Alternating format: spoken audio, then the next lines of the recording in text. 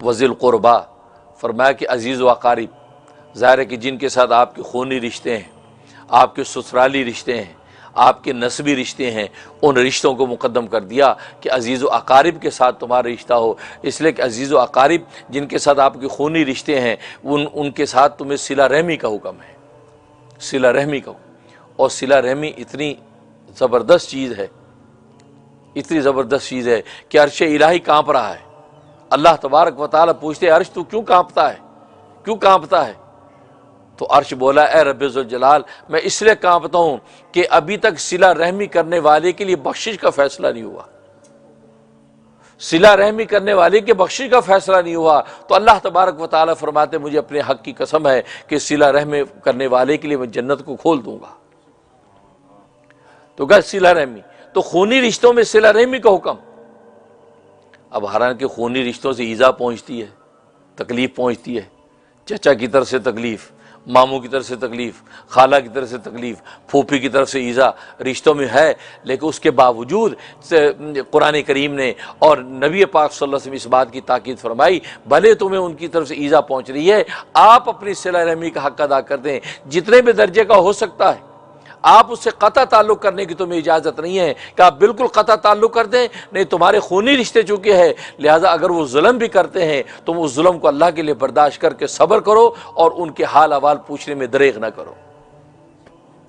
خیریت پوچھو، مدد کر سکتے مدد کرو اپنے اپنے درجے کے اعتبار سے، لیکن ایسا دل برا نہ کر لو کہ تم ان کا حال احوال ہی نہ پوچھو، تم خیر خیریت نہ پوچھو۔ ہاں تمہیں اپنے آپ کو کسی تکلیف سے بچانے کے لیے اپنے تحفظات تو قائم رکھ سکتے ہو، ٹھیک ہے، روزانہ میل ملاپ نہ کرو، نہ ان کو آنے دو نہ جانے دو، لیکن خیریت تو پوچھو، حال تو پوچھو، خبر گیری تو رکھو۔ فرمایا صلہ رحمی کسی نہ کسی درجے میں رکھنا ضروری ہے، کیونکہ صلہ رحمی کا رشتہ داروں کے لیے بہت بڑا حق ہے، اس لیے فرمایا وذل قربا۔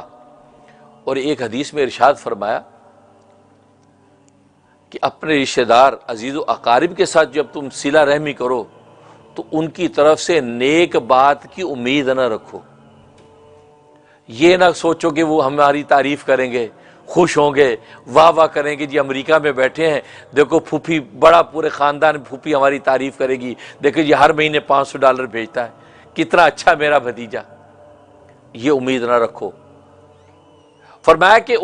ان رشتوں کے ساتھ اگر تم نیکی کرنا چاہتے ہو خالص اللہ کی رضا کے لیے نیکی کرو، خالص اجر و ثواب کی نیت سے نیکی کرو، اور فرمایا اللہ تبارک و تعالی شکور ہے، وہ تمہیں اس صلہ رحمی، اس نیکی کا بدلہ اور اجر تمہیں ضرور عطا فرمائیں گے، اس کی طرف سے تم مطمئن رہو، لہذا اس بنیاد پر تم نیکی کرو، لیکن ان کی طرف سے کوئی خیر کی بات سننے کی امید پر کرو گے، فرمایا تمہیں ایذا پہنچے گی، اور ایذا کے نتیجے میں ظاہر ہے کہ کل کو تم ہاتھ روک لو گے۔